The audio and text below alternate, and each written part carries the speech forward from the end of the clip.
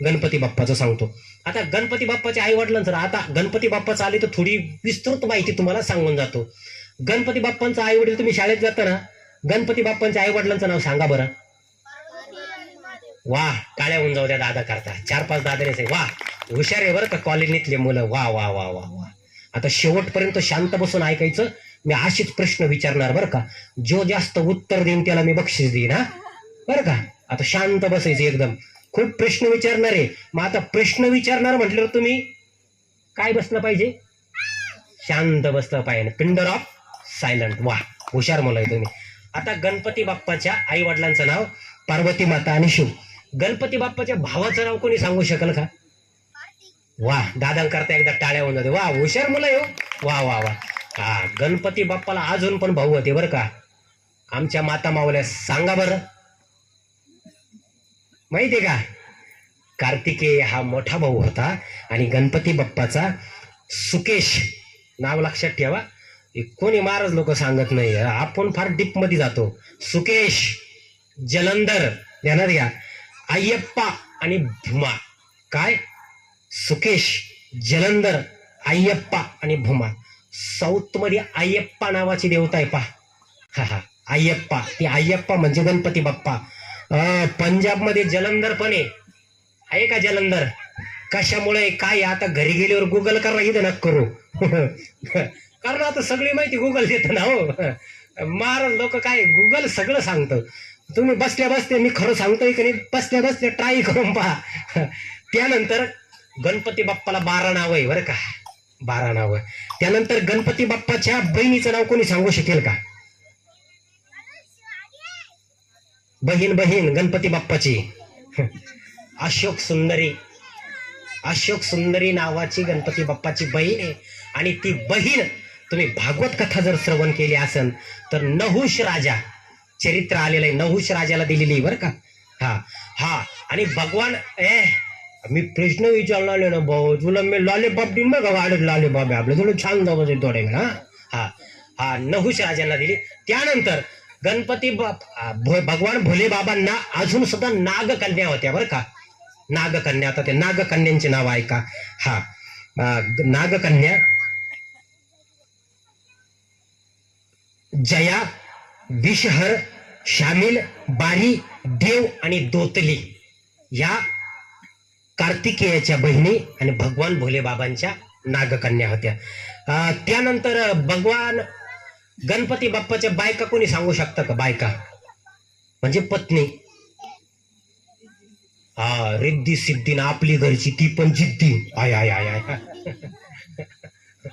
आता ते काय महाराज 35 वर गेलं, आता धप्पाधप पैसे येते महाराज अकाउंटला. आता आपलं काय महाराज माझ्या सहित सांगतो, आपण घरी गण वाघ असू द्या, पण घरी गेल्यावर घालीन लटांगण वंदीन चरणन डोळ्याने पाहिन. अवघडे महाराज. पण राहू द्या, आमच्या माता माऊल्यांची संख्या प्रत्येक कार्यक्रमात असते. एकदा आमच्या माता माऊल्यांकरता टाळ्या होऊन जाऊ द्या. यांच्यामुळं कथा कीर्तन टिपून आहे महाराज. हा बघा, तर रिद्धी सिद्धी अजून बायका होत्या बरं का, 5 आहे संपूर्ण. आता ऐका. हा, रिद्धी सिद्धी आणि सृष्टी आणि तुष्टी. सृष्टी, तुष्टी आणि श्री अशा 5 बायका गणपती बाप्पाला होत्या. गणपती बाप्पांच्या पुत्रांचे नाव कोणी सांगू शकता का? तुम्ही रांगोळ्या काढी द्या ना, घराच्या पलीकडून इकडून आणि तिकडून नाव टाकी द्या ना. काय? वा वा वा. हे दादांकरता टाळ्या होऊन, यांनी खरं सांगितलं. वा वा, तुम्हीच खरे हुशार आहे बरं का. वा वा वा. शुभ आणि लाभ. आपण रांगोळी काढतो ना ठिपक्या ठिपक्याची. हा, पूर्वी बरं का, पूर्वी, आत्ताच्या नाही. पूर्वी आमच्या ज्या म्हाताऱ्या होत्या ना, म्हाताऱ्या 9वारीवाल्या, आता 1-2 आसन इथं, या ज्या आमच्या 9वाऱ्यावाल्या म्हाताऱ्या होत्या ना, पाठी उठायच्या ब्रह्ममुहूर्तावर आणि प्रफुल्लित वातावरण असायचं, चिमण्यांची चिवचिवाट अंगणामध्ये असायची. आणि आमची ही माऊली अगदी शेणाचं गरगुट करायची बादलीमध्ये आणि अगदी सुंदर रांगोळी सडा टाकायची आणि ठिपक्या ठिपक्याची रांगोळी, भली मोठी ठिपक्या ठिपक्याची रांगोळी काढायची. आमच्या आया, आत्ताची आमची अँड्रॉइड व्हर्जन सुना, सकाळी 8 वाजता उठत्या आणि मोबाईल हातात घेत्या आणि त्या मोबाईल पॅटर्नचे ठिपके ठिपके जोडी त्या मोबाईल उघडी त्या आमच्या हा जनरेशन गॅप झाला माता माऊल्यांना. असं तुम्हाला पण धन्यवाद. बघा, आणि गणपती बाप्पाचे पुत्र शुभ लाभ आपण काढतो ना दाराच्या भोवती, म्हणून आपण नाही म्हणत का गणपती बाप्पा फार महत्वाचे, कारण पूजेचा अग्रभाग गणपती बाप्पाला दिला. रिद्धी सिद्धी त्यांच्या पत्नी आपण म्हणत का रिद्धी सिद्धी मिळू दे, शुभ लाभ त्यांचे पुत्र गणपती बाप्पाचे. आणि गणपती बाप्पाचे नातवंड सुद्धा तुम्हाला सांगतो, आमोद आणि प्रमोद. काय? आमोद आणि प्रमोद. त्यानंतर गणपती बाप्पा जलतत्वाचा अधिपती आहे. गणपती बाप्पाला लाल रंगाचं पुष्प कधी अर्पण करायचं ध्यानात ठेवा. ज्याचं त्याला दिलं ना, फार घरात जर तिघी चौघी दोघी, आता पूर्वी तिघी चौघी जर असायच्या, जावा तिघी चौघी, तर दोघी जर असन तर घरातली जर मोठी असन ना, तिच्याकडं सगळ्या कुलपाच्या चाब्या मोठीकडे राहत्या. मोठीकडं सगळं पाहुण्या रावळ्याचे लग्न कार्य सगळं मोठीकडं, लहान भांडे घसू तसं ज्याचं त्याला राहतं ना, तसं हे महाराज.